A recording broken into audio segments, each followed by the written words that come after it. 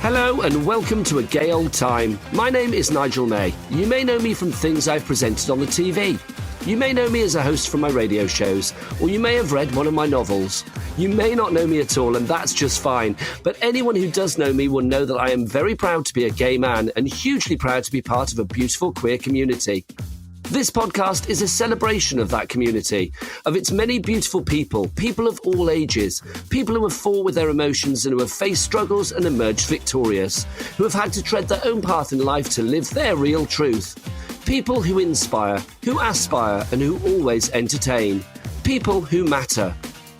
Each episode, I'll speak to a person from our LGBTQIA+ rainbow, discuss their journey and their thoughts on our rich and varied queer community. One person, one life, one conversation, and I can guarantee a gay old time. My guest today is drag performer and recording artist Trinity the Tuck, one of the most loved and recognisable drag artists there is. Today we see her as a confident, beautiful, multi-title winning drag race girl with millions of fans, but that's not always been the case. Trinity grew up in Alabama, a place where her sexuality and identity made it hard for her to blend in. Her upbringing was tough and full of tragedy. But her journey into the world of pageants and dance and her quest to let her true self shine has led her to where she is today. She identifies as non-binary and decided to tell the world her story on Transgender Day of Visibility.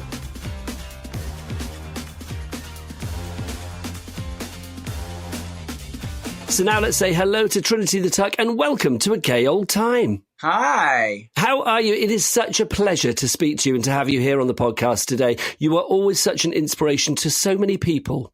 Well, thank you. I'm excited to be here talking with you today. It's a nice, sunny winter morning and, I guess afternoon now in Orlando.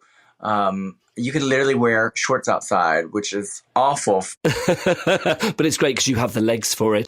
Let's talk. Let's go back to the beginning. I mean, there's so many things that I want to speak to you about, but I want to go right back to the beginning.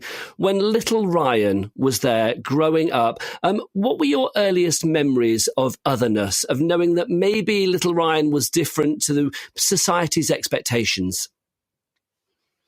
I think that I remember maybe 5 or so, when my grandparents were trying to put me into like little league sports, like t-ball, which is like baseball for little kids, and other sports. I didn't connect with that. I didn't like it. I didn't want to do it, and I always complained to do sports. Not that sports is like necessarily a straight thing, but I was more drawn to effeminate stuff, playing with dolls.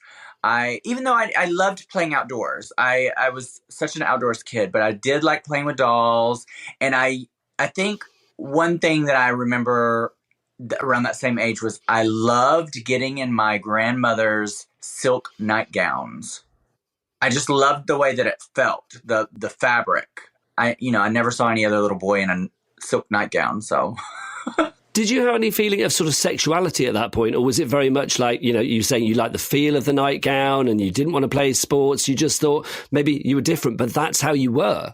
Yeah, there was definitely nothing sexual, nothing gendered about it. It wasn't, I'm going to be a girl or I'm going to be a boy or whatever. It just was like, oh, this feels nice. This is pretty. I like this. I think kids are so innocent. They don't know anything to do with gender and sexuality and so on and so forth. That is all taught. Like as a kid, everything's innocent. You don't, you don't connect things like that.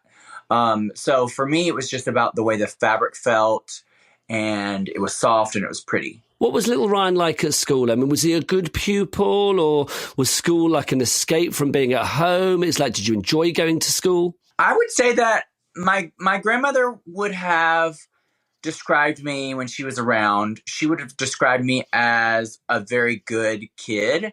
I had a learning disability when I was very young. I don't know if it was ADHD or whatnot, but I could not learn the same way other students did. And some of that had to do with bullying and me not being comfortable in school. But yeah, I think overall I was a good kid. I don't think that learning was like, I just didn't learn the way other kids learned, for sure. I was very kept to myself because, again, I was effeminate. I wasn't into sports. So the cool kids, like the jocks and stuff, they didn't want to have anything to do with me. So I just kept to myself. How did you react with the bullying? I grew up in a really country town. So I think what I did for the most part is I just tried to avoid people to not have to deal with it. I think my earlier adolescence and then early high school, I just dealt with it. Sophomore and junior year, I think I definitely talked back more. I lashed out against them more. I think for the most part, I avoided people because I was also very small build, small stature. I wasn't trying to get into some sort of like physical altercation. I never got into a physical altercation, luckily. In a small town, you just try to avoid people like that. Because when we see Trinity the Tuck today, I mean, known worldwide, such a confident, beautiful individual. Looking back at like little Ryan growing up in Alabama, was there any confidence there or inner confidence, or was you said just now, like very shy and afraid to sort of almost face the world around you? Yeah, no, I'm a completely different person now than I was when I was living in Alabama, and especially my childhood. I think growing up, it's where I grew up. If you're quote unquote a boy and you're not doing masculine things, something's wrong with you. And so because I didn't have any guidance or pushed in any direction of creativity, I just kind of felt lost. I didn't know what I was good at. I didn't feel like I had any hobbies that like reflected who I was. I kind of just was like floating. I think even like early high school, I just didn't know what I wanted to do with my life because I didn't have opportunity to figure that out. And it wasn't till turned 18 and moved out of my grandparents' house and onto my own that I started to experiment with my interests and explore the world and see what was out there that really started making me realize who I am. And, that's just been a journey. I think confidence definitely has come with age and experience. Did little Ryan have aspirations? I mean, when he was at school, were there childhood heroes, a favourite teacher, people that he aspired to be like? I think the one teacher that I looked up to, I did in high school took art class one year. And I remember that teacher, her name was Miss Dollar.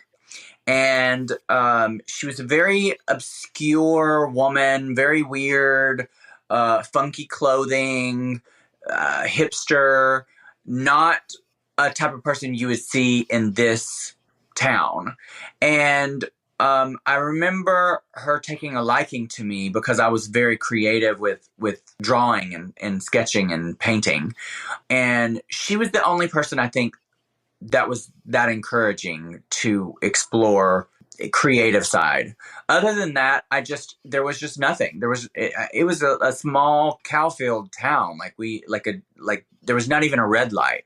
So there wasn't anywhere to go hang out. This is before, social media. The internet had just become a thing.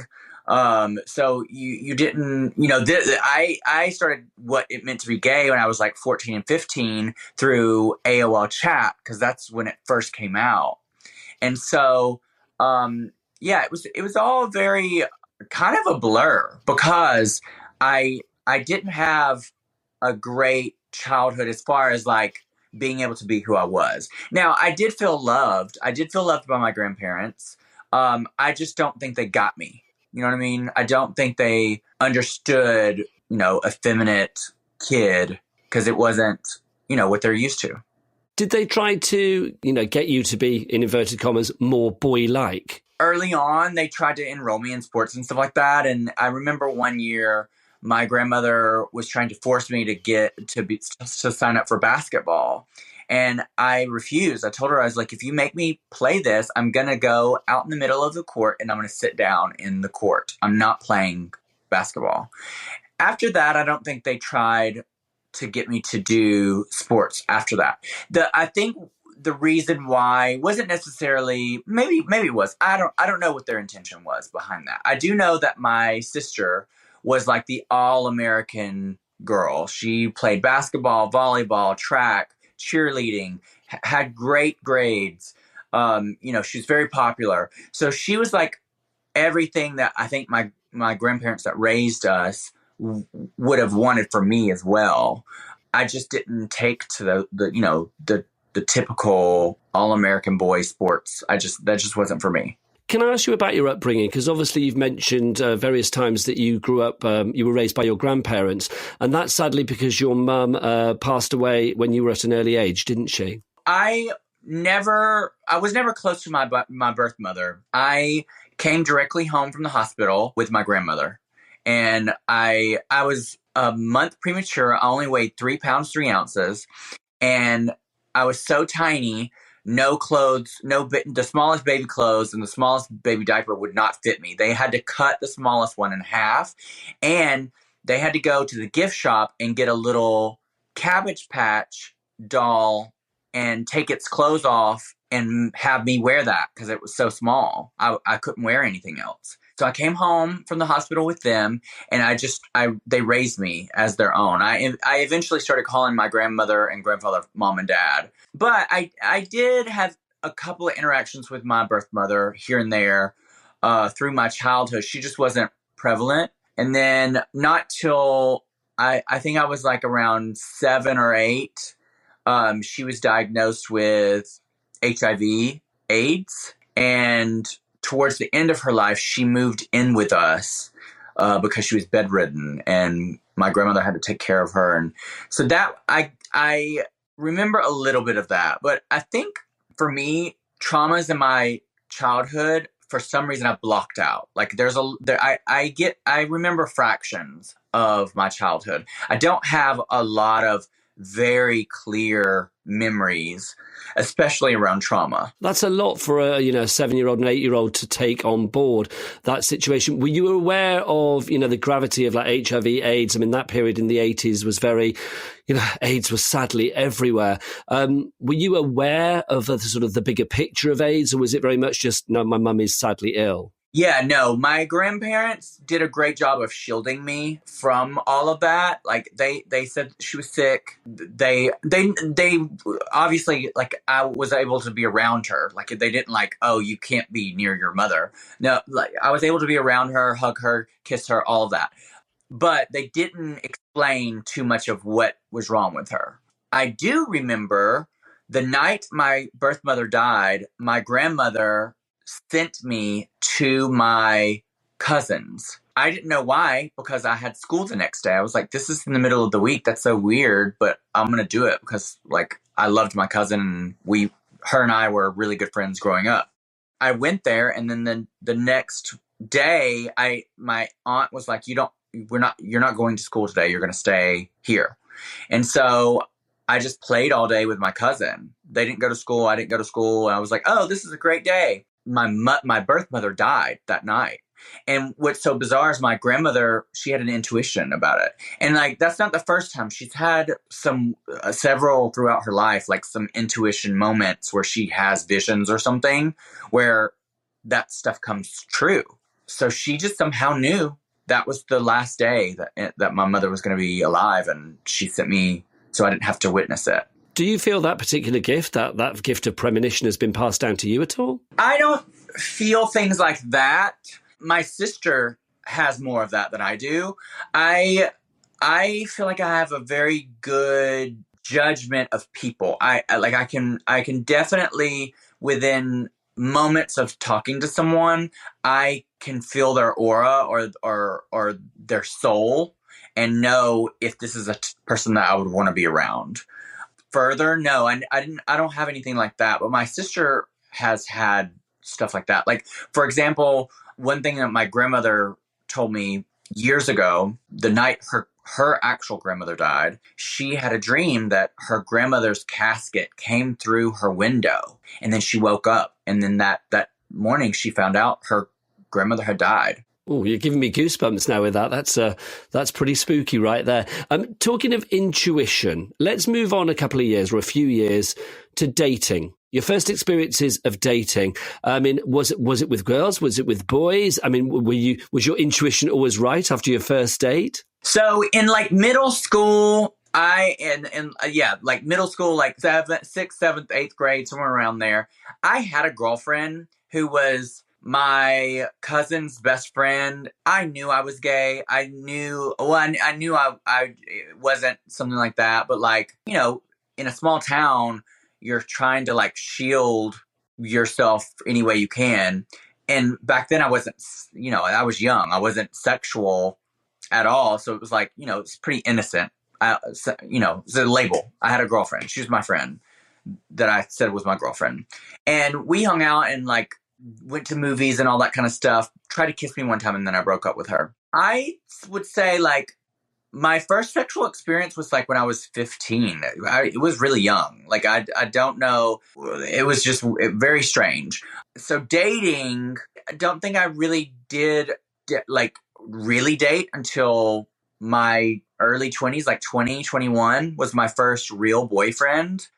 Besides that, it was like, you know, a bunch of just like trying to figure out my sexuality and identity. But yeah, dating was very weird for me for a while because, you know, you in a country town, where do you learn from? No, you don't. You have to just figure it out. That's one thing that back then, AOL chat, they had chat rooms. You could go in and talk with people, you know, at random. It was just a screen name. There was no profile. There was nothing like that. So you could like make up whatever person you are and go and ask questions. And that's how I found out a lot of stuff to do with what it meant to be gay and all of that. So dating wise, I'm assuming obviously you were dating girls. The first sexual experience was with a girl, but obviously in the chat rooms, you were looking for guys. Nothing sexual other than a kiss with a girl. Never, nothing. I would never. No. That would not have went with me. But like figuring out with guys, yes, questions asked in chat rooms, trying to figure that out. But first sexual anything was with a guy at like 15. We talk a lot in the queer community about finding our tribe, don't we? Was there anybody around you at that point when you actually thought, you know, yeah, they could be like me, they could be part of my tribe? Well, my cousin, after I had came out when I was 16, she immediately came out as lesbian right after me. And so we were very close through our youth to about 17, 18. We were very close. So she was the only person that I really hung out with. I didn't really have too many friends in high school. It wasn't until I moved out and found drag that I started to really find my quote unquote tribe, you know, because I didn't know. I had no experience in the gay world. I hadn't been to clubs much. And as soon as I started going out, that's where I found drag. And with you coming out, I mean, what age were you then? 16 when you came out? Yes, I was forced out by one of my other cousins. So I was on the phone with my girl cousin, and this was a landline. So landline phones, if you have, you know, for viewers or listeners out there that are younger, when you have a landline phone and you have more than one in the house, they're connected. And so I was talking to my girl cousin on a landline phone, and in another part of the house, our boy cousin was on listening, and he like listened to our whole conversation. It was me talking to her about this boy I had a crush on, and he went and told everybody in my family, except for my grandmother and my grandfather. And I had to come out to my grandmother because my aunt was like, if you don't tell her, I'm going to have to tell her because everybody else knows, and I'd rather it come from you. Was she supportive of your, you know, coming out, or was there a clash at that point? When I came out to my grandmother, it was weird. Like we sat down. I like told her there was something important I needed to tell her. We were alone. I was crying profusely. She was trying to like calm me down. Remember telling her that I was gay, her telling me she loved me, But that was it. There was no like, oh, I support you. And then shortly after that, she like totally changed towards me because I was very close. I was a mama's boy. Like I was a grandmother's boy. Like I loved my grandmother. And we were super close. And then when I came out, that dynamic changed because she was a very religious woman. And she loved me. I knew she still loved me, but there was just this cloud. And then throughout the next year or so, she had been diagnosed with terminal cancer. So I had to end up quitting high school and homeschooling myself and taking care of her because she had been put on hospice. So for the next 2 years, I took care of her at home myself because my grandfather had to work because we were poor. And in order for her to keep her insurance so she could take her treatments, he had to work. So the only person that could take care of her was me because we couldn't afford a person to help. So that grew tensions between me and my grandmother a lot because one, I was young, I was a teenager, I wanted to go do teenager stuff but didn't get a chance to. And two, she always had this pushback because she knew I was gay. And that always was brought, like if I was going to go do something, anything, go to the store, go anything, she would have so many questions, and it wouldn't be innocent questions. It would be like, where are you going? Why are you going there? Who are you meeting? And interrogating me because in fear that I was going to do gay stuff. It got to a point where eventually we got into like a major argument, and I told her, I said things to her that I regret for sure. Like I still have regret for telling her like I hate her, all these like nasty things that I did not mean. I was just lashing out because she was making me so infuriated with always interrogating me. Eventually she passed.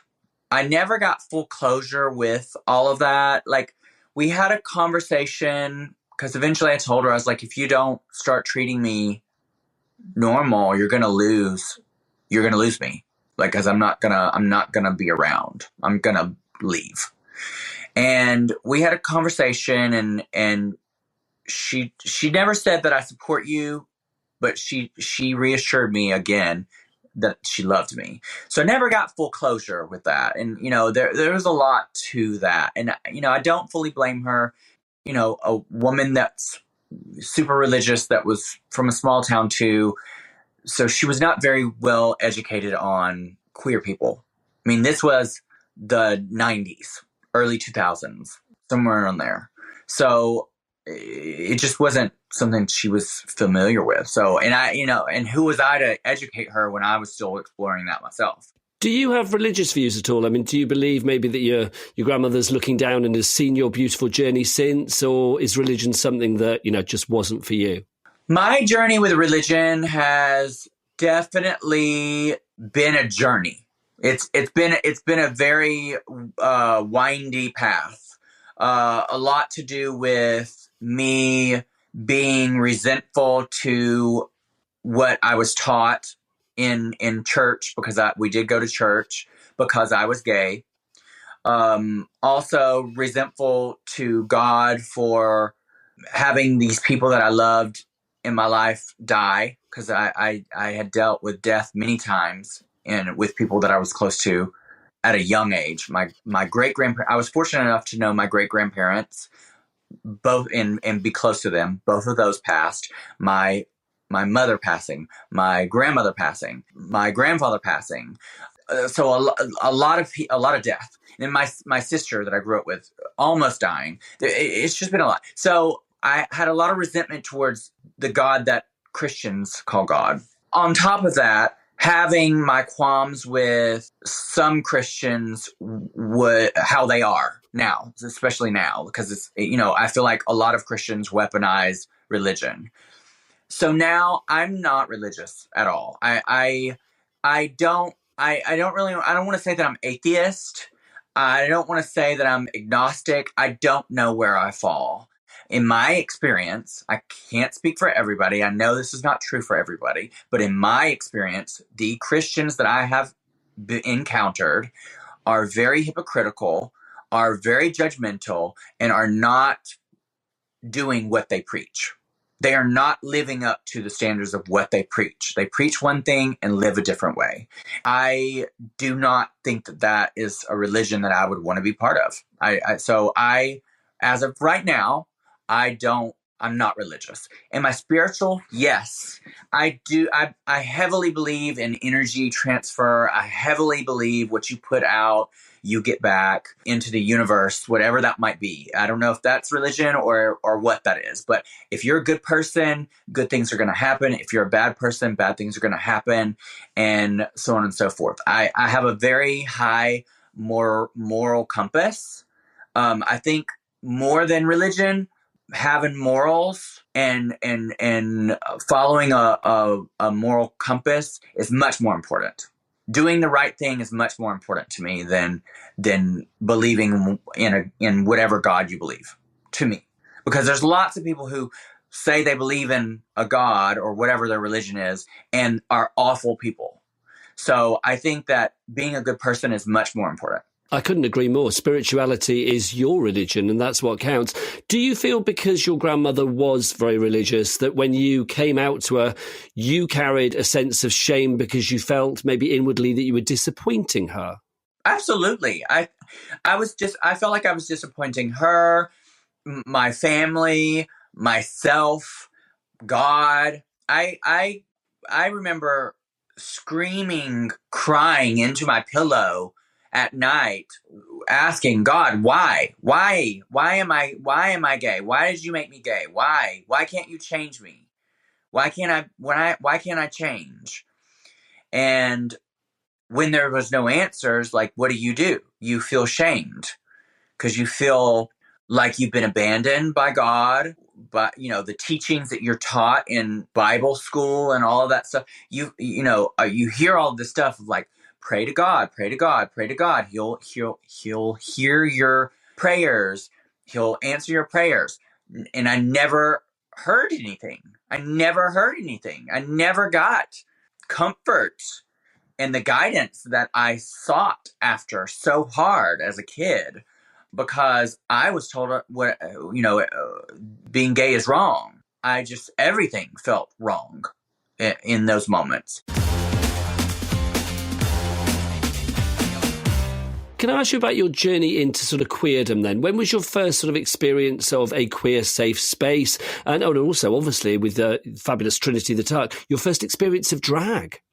Outside of the AOL chats, that's the first experience that I had with a queer space, a queer chat room where I was anonymous. Nobody knew me. I felt safe, like I could ask questions and talk with other people who were having the same feelings that I was. But physically, the first queer space that I fell into, there was this...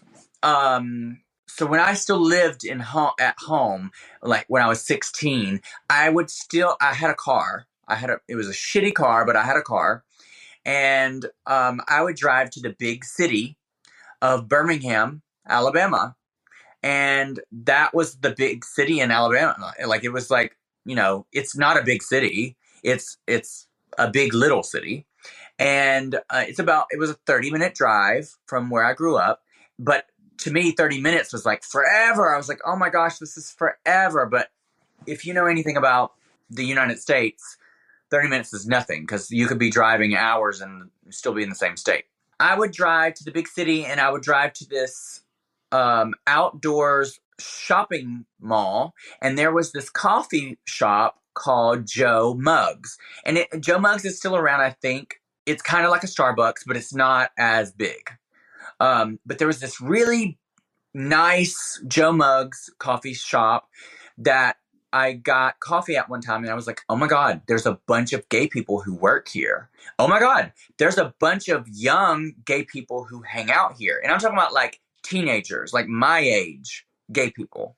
I met several people who I still know to this day in that coffee shop. That was the first, I wouldn't say it was queer. I mean, obviously it wasn't, that's not what the intention of the owners of Joe Muggs Coffee, but it felt queer. It felt like a queer space, and I felt safe there.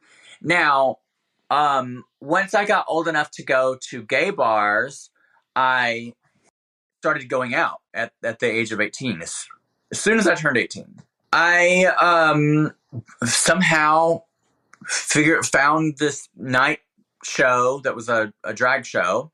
Saw that with one of my friends. His name was Chris Glass. And he was like this tiny, I'm talking about like really, really, really tiny, 5'4", 5'5", black kid. Who was a professional cheerleader at the time. He was like a cheerleader in college or something. Adorable, high energy, super confident, something I wasn't, who also did drag. And I can't remember their drag name. They were like, you need to do drag. You're skinny, you'll be great. So, back then skinny meant a great drag queen, I guess. But I was like, oh, I'll never do drag. Like, that's so gross. I'll never do drag. And they were like, well, on Thursday nights, there's a talent competition that you can win $100 if you win, and you should enter. And I was like, broke 18-year-old. I was like, oh, I'll do it. So I had my friend Chris paint me. And mind you, he was not very good at painting himself, let alone painting me. And I'm, obviously shades and shades and shades and shades lighter than he was.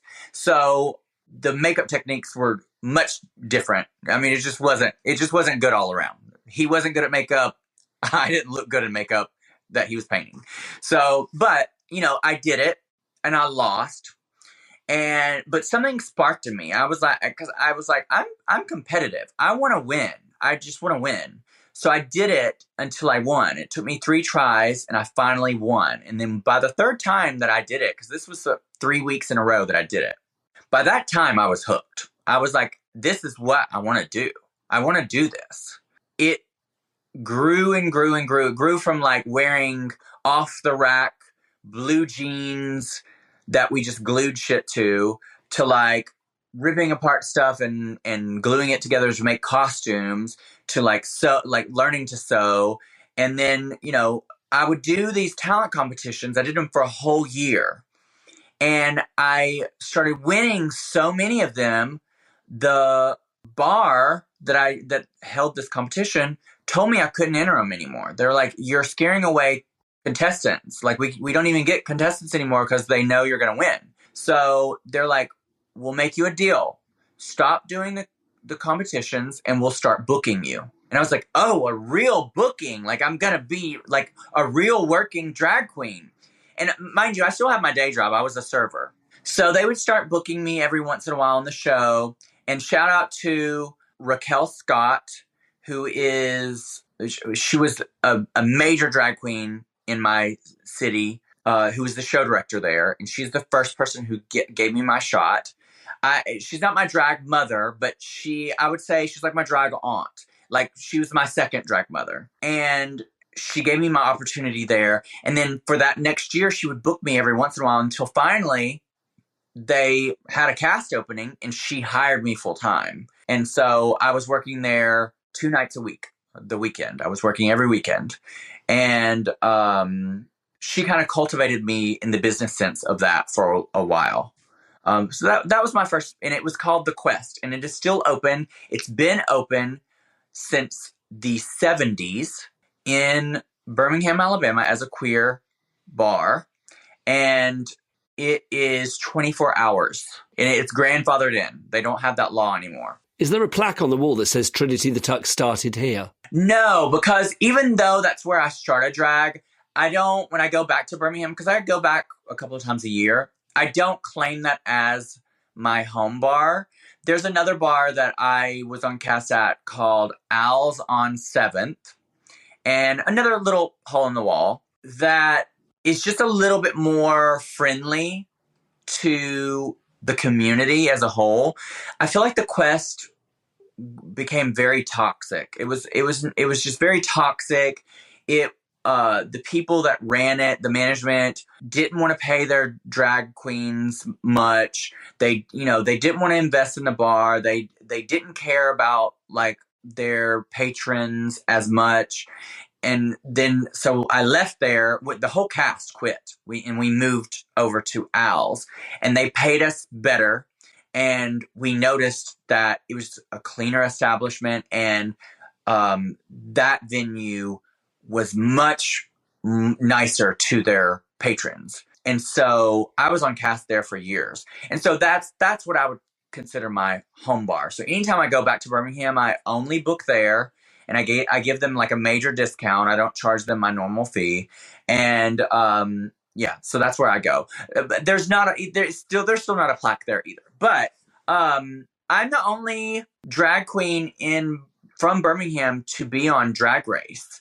Now, there has been some legendary queens from my city to go on to become like major stars in the drag world, like especially in the pageantry world. I think the biggest name outside of me would be this queen. She also happens to live in Orlando, Florida. So that's odd. She's originally from Birmingham, where I'm from.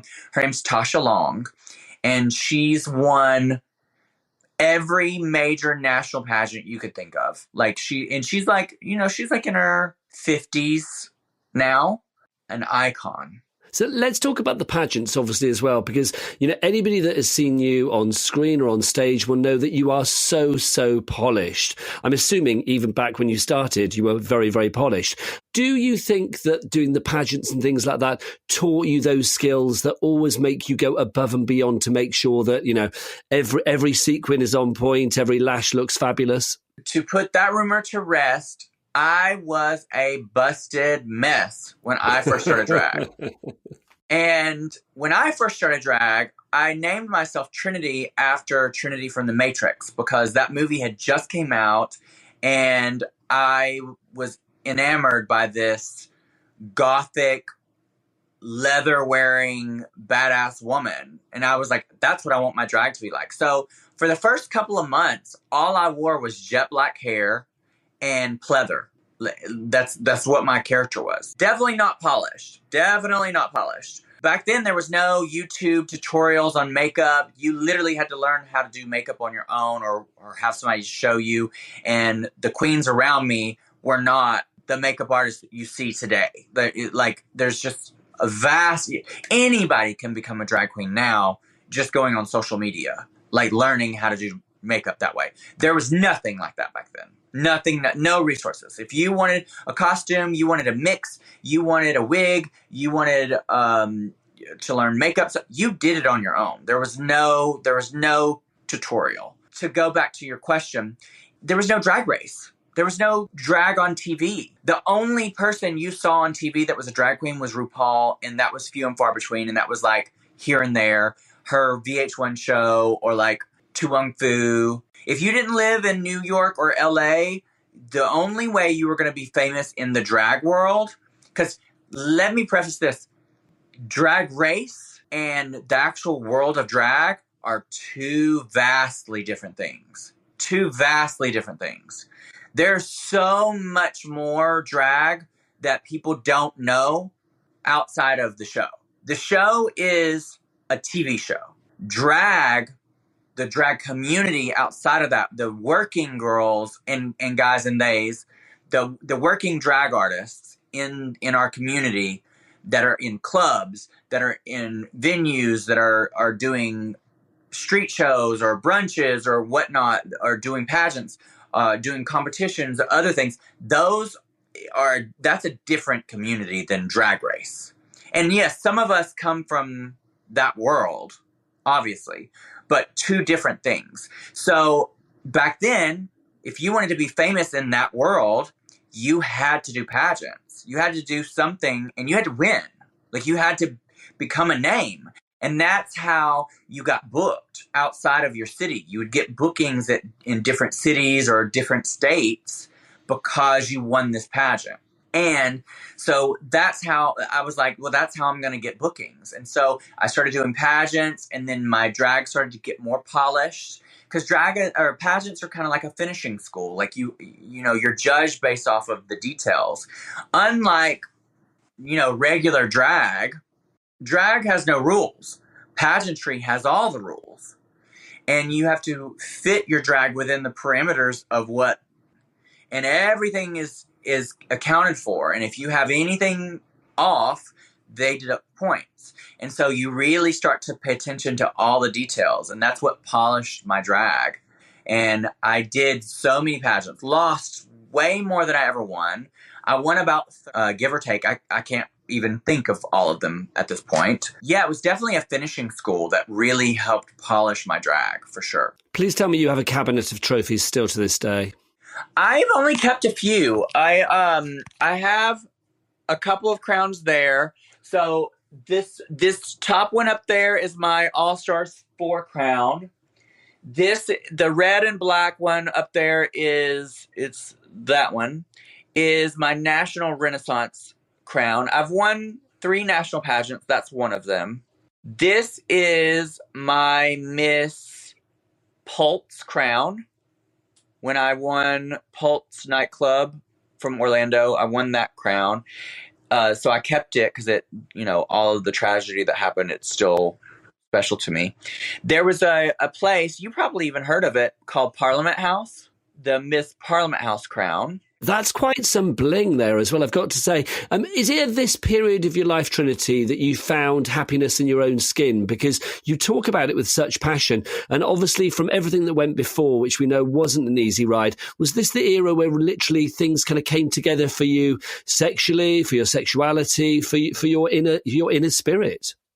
Yes, I think that from the time that I turned 18, I had this major burst of realization, not knowing how I felt fully on the inside, and what path I wanted to go on, to immediately experiencing just a little bit of the gay world, the queer world in Birmingham, that I immediately knew this was it. This is the direction I needed to go in. This is going to help me find my people. This is going to help me find what I'm passionate about. And it did.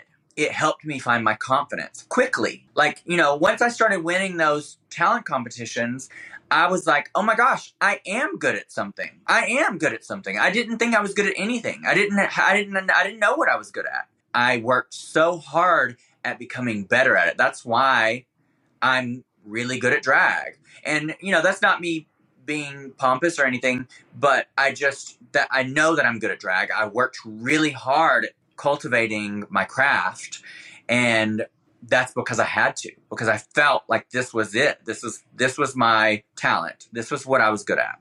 That confidence that you have as Trinity, and that confidence that you found in yourself, was that reflected, away from the stage as well? I mean, if you were dating at that point or meeting people for romance, whatever, is it hard dating as somebody that is seen as a drag queen, and then when you're away from the stage, you're almost like a different person? Was the confidence there when you were away from the stage too? That was still something I was working on. My confidence outside of drag, it was getting better. But I still felt like I was very awkward looking. I had a big nose. I had ears that stuck out. I was super, super skinny and could not gain weight, let alone muscle. I had no ass. Like I was literally like skin and bones and a nose, and an oily skin. And so, so I felt very uncomfortable around guys to even try to, like, I would never go up to someone and hit on them. Like, if any interaction would have happened, it would have been because someone hit on me. And so it wasn't till, I got in my 20s and I finally got like work done. I went and got filler in my cheeks and my lips. I got filler in my ass and my hips. And that really boosted my confidence, because I didn't feel as skinny. I didn't feel as ugly. I felt like okay, I look better. And so from the time of 18 to early 20s, I was still building my confidence. The biggest thing with confidence, I feel like, learned more about myself and accepting my flaws and being super confident in my early 30s on. My 30s have been I think my 20s were still me figuring shit out. And I think that, there's something to be said about having experience, as you get older, you gain confidence in yourself. You have this knowledge, you have experienced the world, you've done stuff, you know yourself inside and out. And if there's a flaw, you either have accepted it or you've changed it, or, it is what it is. And at that point in your life, you just know, what the good things are about yourself, the bad things, the things you need to work on, the things that appeal to people. But yes, it's still in the early stages, I was still not confident out of drag. Did Drag Race give you major confidence as well? Because all of a sudden, little Ryan from Birmingham, Alabama is there on a worldwide stage as Trinity, as this goddess of, beauty and drag. So is that did confidence come from that? I'm assuming it did. At that point, when I got on Drag Race, I was 31 at my height of confidence. If I would have never got on Drag Race, I still would feel the same way I feel about myself, about my career, as I do now. Drag Race, I am super thankful for. But Drag Race is still not even one of my biggest accomplishments. Winning National Entertainer of the Year, that one pageant that I won, that is my biggest accomplishment because I did that pageant over a 10-year span. That was my finishing school. That literally was where I learned how to do drag, through this pageant. And this pageant, I met some incredible people that are still super influential in my life, that are still in my life today through this pageant. That is my number one accomplishment, is that pageant. I worked so hard at it. I worked for so many years doing it. And now I own a portion of the pageant. I'm one of three owners in this system. No other performer has ever been able to do that. And this past year, they finally brought me on as one of the owners. But that is my confidence. That was what really made me feel what I feel now. Drag Race definitely helped me prove to other people what I already knew. Can I ask you about something that's happened more recently? In 2022, on the Transgender Day of Visibility, you came out as non-binary and transgender. It was such a beautiful and simple announcement you made to the world. What was going through your mind at that point? Why did you decide to announce that? Was it a change for you, or was it something that had always been there and you just thought, no, now is the perfect moment to say this? I have always identified as an in-between. So before the non-binary movement became really popular the last couple of years, I know that that's probably been around. I'm sure it's been, that terminology has been around, but I didn't know about it. I know that most people I knew didn't know what non-binary was, but I called myself an in-between, which basically means non-binary. I also have felt for a long time that I was trans. And even in my early years of drag, like I would say 20 to 22, somewhere around there, I dabbled in hormones. Like I went on hormones for a couple of months. And I got them from one of my friends who, she was transitioning and she had transitioned to a different hormone therapy. And she still had some of her hormone shots. Well, first of all, kids, don't ever do that. Like, obviously, those were meant for her body, like her chemicals, whatever what she was going through, her whatever that is. They were not prescribed to me. I should not have taken them, but I did. At that time, I didn't like the way it made my body feel. I didn't like the way that it made my head feel, and so I got off of them. As the years went on, I got my lower body done. Literally, I have had more body work done than some trans women. The only thing that's missing is, laser hair and some breasts if you want to be physical about a transition. As I've gotten older, I feel like I've been so scared for many years to even try to go in that direction because family, society mainly, because the world is crazy. And to be trans in this world right now, to outwardly live how you want to live physically as trans is super brave because it is not easy. I see my friends around me, how they're treated or how people stare, and you see politically what's going on. I don't want to be Caitlyn Jenner. No shade to her. I don't like her, but no shade to her. If she transitioned, that's great for her. And that's great for other people that might want to transition later on in life. There's no rules to that. You do you. Personally, to be aging, and I haven't been on hormones for enough time early on to help soften me before I've become, fully grown in quote unquote what a male body. So now I think it would just be much harder to transition and me feel comfortable and confident and live my life every day as a woman. So I say I am trans non-binary. I feel trans on the inside. I don't think physically transitioning is going to be for me. I just don't. I think for me to feel comfortable, that ship has sailed. And that doesn't take away my feelings. I still feel how I feel.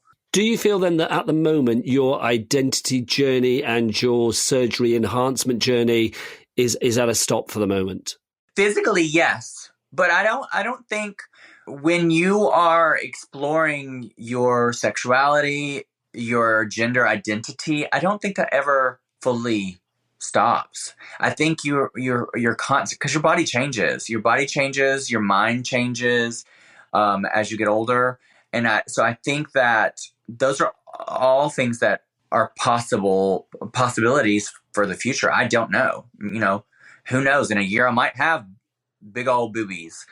I don't know what my journey will be with that physically. I do know that I want to have some of my filler taken out of my cheeks and like a slight facelift because of the weight. Do you know, I could talk to you all day, but let's have a little bit of fun right now. It's like you can have your perfect dinner party with the perfect dinner date guests for you. They can be LGBTQ or otherwise. They can be dead or alive. Make them famous so we know who they are, please. Who would you pick? 5 perfect guests alongside yourself. Who would they be and why? Well, I'm obsessed with Amanda Lepore, so I would say for sure Amanda. I've met her a couple of times. She's such a sweetheart. I've never had too much of an intimate conversation with her because it's always been in a nightclub or something. So I would love that opportunity to have a more intimate conversation with her. I would love the same thing with RuPaul. Your experience with RuPaul on the show when she's judging you, I feel like she's kind of distant unless the cameras are rolling. Because she kind of has to be. She's a judge. She's got to be non-biased. When the cameras are not on, she's got to be away from y'all. She can't be kikiing with her contestants because it's going to come off as favoritism. At least that's what I think the reason. Because my reasoning of thinking of that is when I filmed AJ and the Queen with her, scripted show, I had to run lines with her because I was her pageant rival in one of the episodes. She was so gentle and so kind and completely different than the RuPaul you see judging you. And so in my mind, I was like, oh, this makes total sense. She has to separate herself from her contestants because she's a judge. And that's what any judge in pageantry does. They do that. So RuPaul, for sure, because I would love to have more conversations because I know that she has so much more knowledge and stories, fun stories. I would love fun stories. Somebody else, I would love to have Lady Bunny there because I know that RuPaul and all of these people that I've named all of a sudden are connected. They all have been in the same scene at the same time. So I know that Lady Bunny, RuPaul, Amanda Lepore all have some incredible stories about each other. I would just love to hear that. Someone else. You said dead or alive. I would love to have a conversation with Marsha P. Johnson. I would love to know how it was like to live in that time period, what she was going through in that moment when all of that went down with Stonewall, her advocacy work, being a trans woman in that time period. I'm sure her story is very unique, and to hear it from her would be interesting. I would love that opportunity. And then another person, I would love to have had an opportunity to get to know Leslie Jordan. I actually had a couple of encounters with Leslie Jordan before I did him for Snatch Game in Los Angeles. I saw him at a restaurant and went up and said hi. I didn't ask for a picture, and I regret that to this day. But I didn't want to be that person because they were, having their time. And that was shortly before he passed. And then after Snatch Game, he reached out to me through Instagram with a sweet message. We come from the same world at two different time periods. He's also from the South, from a small town in Tennessee, so very, very close. So our upbringing is probably very similar. And I would love to have had more of a conversation with somebody from his time period growing up. They're positive people within my psyche of that have influenced me in a positive way. I don't know. I also thought about what if I would have invited somebody like Caitlyn or Trump or Ron DeSantis or somebody that's like the opposite of what I believe. I just feel like if I was to be able to have that moment to pick 5 people, I would rather it be positive. Yeah, I could not agree more. I think the first dinner party would be definitely, I think, much more fascinating and iconic. But yes, sitting down with the likes of Trump or whoever would be an interesting dinner party, most definitely, Trinity. Yeah, I feel like, and I would want full honesty. And that I don't think I would ever get. But if you could have a potion and you give somebody a potion and they give you full honesty of answers that you would ask, I would love that. I would love to know how he truly feels, because I feel like, same thing with Caitlyn, politicians, I don't think are probably as homophobic as they are, as they come across. I think a lot of it has to do with them pandering to their base. It's awful. It's awful. But I think they do it a lot for votes, power, and money. Again, I could not agree more. Can I talk about your best experience in an LGBTQ plus safe space? Which club experience or bar experience for you is the one that you think, yeah, that was a beautiful moment? One of my very best friends, my drag daughter, her name is Chantel Sparkles. She is incredible. She is much more talented and multifaceted, more well-rounded in drag than I am, even. She's very dynamic. I think we both have different strengths, and neither one of us feel threatened by each other because we have different strengths. So I think that's what makes two powerful beings be cohabitable, because they complement each other rather than, fighting. She won Entertainer of the Year she won last year. So watching her win, I don't know that I've been more proud for someone as I was for her, because she worked really hard. And I love when someone puts in so much effort into something and that effort pays off. That is my number one turn on, and not even sexually, just turn on in life.